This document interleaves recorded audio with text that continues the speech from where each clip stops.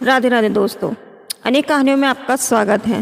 तो दोस्तों, आज मैं आपको सुनाऊंगी अधूरा सपना। तो चलिए दोस्तों, कहानी शुरू करते हैं। रात का समय था और सौरभ की ट्रेन थोड़ी लेट हो गई थी, लेकिन किसी भी तरह हॉस्टल पहुंच ही गया था।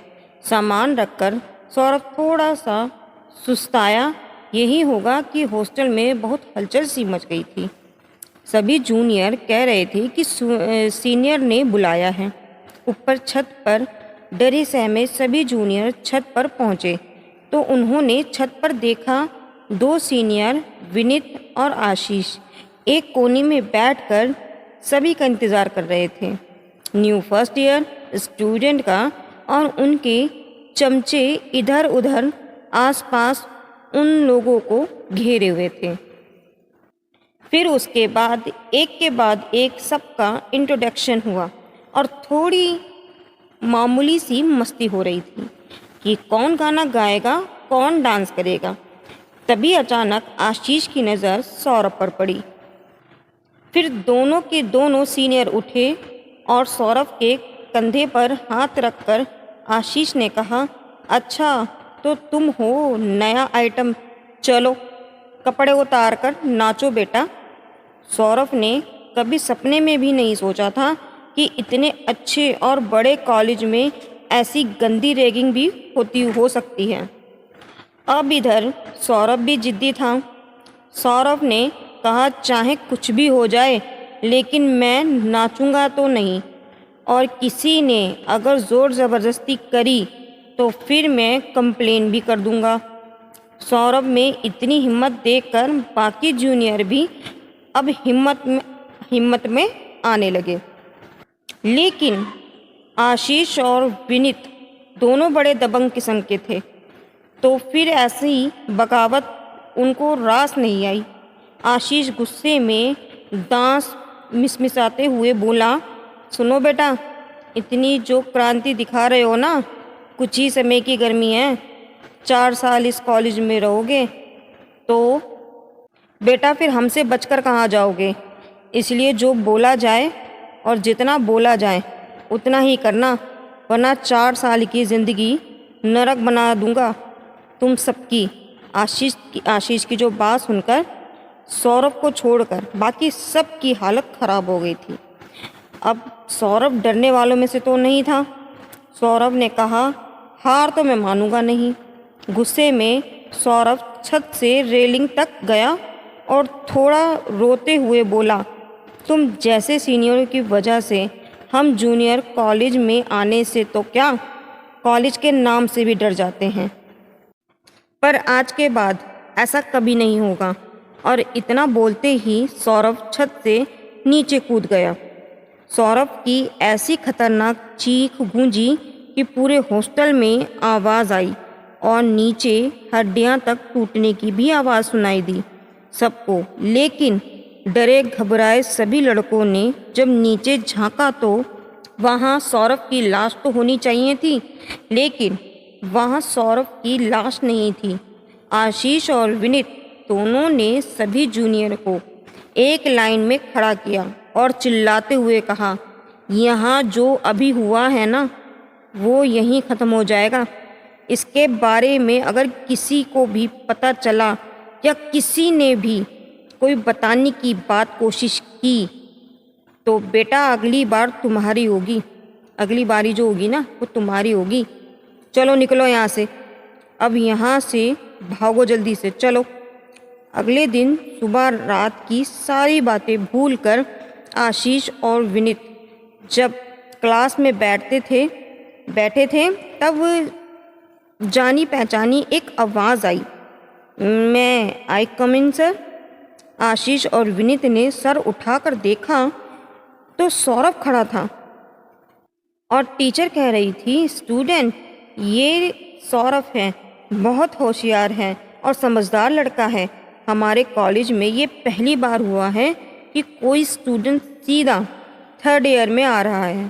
टीचर ने एक एक करके जब सौरभ को सबसे मिलवाया तब आशीष और विनीत के सामने आए तो सौरभ ने कहा, टीचर, इनको तो मैं बहुत अच्छे से जानता हूँ, कल ही मिला था इन दोनों से उस समय और हमारी बात भी बहुत देर तक हुई थी। और भाई लोगों, क्या हाल है आप दोनों के? सौरभ के इतना कहते ही आशीष और विनीत के तो होश ही उड़ गए थे। और जब क्लास खत्म हुई तो आशीष और विनीत ने देखा कि सौरभ अब क्लास में नहीं है। उसके बाद दोनों ने पूरा कॉलेज छान मारा, लेकिन सौरभ कहीं नहीं मिला। लेकिन आशीष ने विनीत से कहा, चलो एक बार हॉस्टल में सौरभ के रूम में जाकर देख लेते हैं। उसके बाद हम दोनों हॉस्टल में जाते हैं। वो दोनों जब उसके बाद हॉस्टल में जाते हैं तो वहाँ देखते हैं कि सौरभ के कमरे का दरवाज़ा अंदर से बंद था और आसपास भी कोई नहीं था। अंदर क्या हो रहा है ये देखने के लिए आशीष और विनीत दोनों ने अपने कान दरवाजे पे चिपका लिए और सुनने की कोशिश करते रहे। पहले तो फ़ोन पर किसी के बात करने की आवाज़ आती रही, नॉर्मल सी, लेकिन थोड़ी देर में अंदर से आने वाली आवाज़ सब पूरी तरह से बंद हो गई।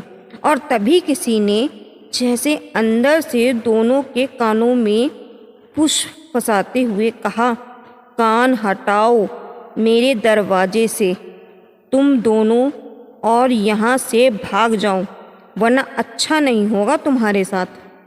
आशीष और विनीत वैसे तो पूरे कॉलेज के लिए सरदर्द थे, लेकिन अब ये सुनकर दोनों के होश ही उड़ गए थे, क्योंकि दोनों यही सोच रहे थे अगर सौरभ अंदर है तो उसको कैसे पता कि हम दोनों कान लगाकर उसकी कुछ आवाज़ सुन रहे हैं, क्योंकि दरवाजे में तो ना कोई छेद था और ना ही कोई तरीका जिससे ये पता चल पाता कि बाहर कोई या फिर बाहर अंदर कुछ भी है। दोनों यही सोच रहे थे, तभी उनको कल रात की बात याद आई।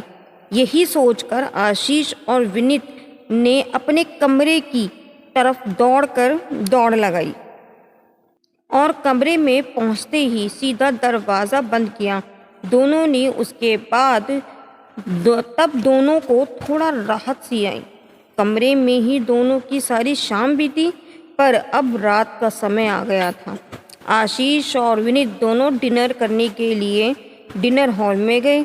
दोनों ने डिनर करा, लेकिन उनको कहीं पर भी सौरभ दिखाई नहीं दिया।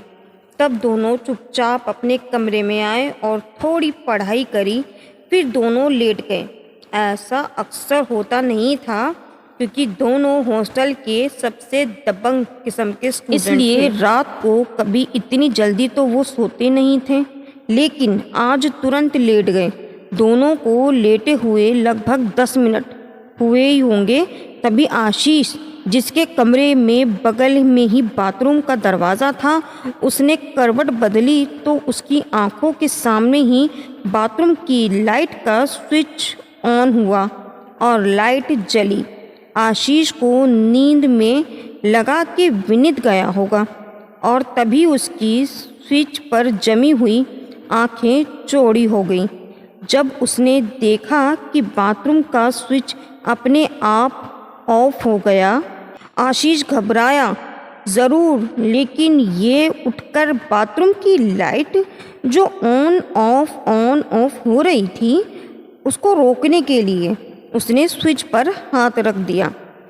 तभी आशीष को साफ समझ में आया कि उसके हाथ के ऊपर किसी और का भी हाथ भी है, और धीमे धीमे उस हाथ का दबाव बढ़ता जा रहा था। इसकी वजह से देखते ही देखते वो स्विच चटकने लगा मतलब, और देखते ही देखते छोटा सा स्विच बोर्ड टूटा और आशीष का हाथ सीधा जाकर नंगी तारों पर लगा। इसके आगे की कहानी दोस्तों मैं कल सुनाऊंगी। दोस्तों, कहानी को लाइक कीजिए, सब्सक्राइब कीजिए और मुझे बताइए कि मेरी कहानी आपको कैसी लगती है। इसी के साथ दोस्तों, राधे राधे।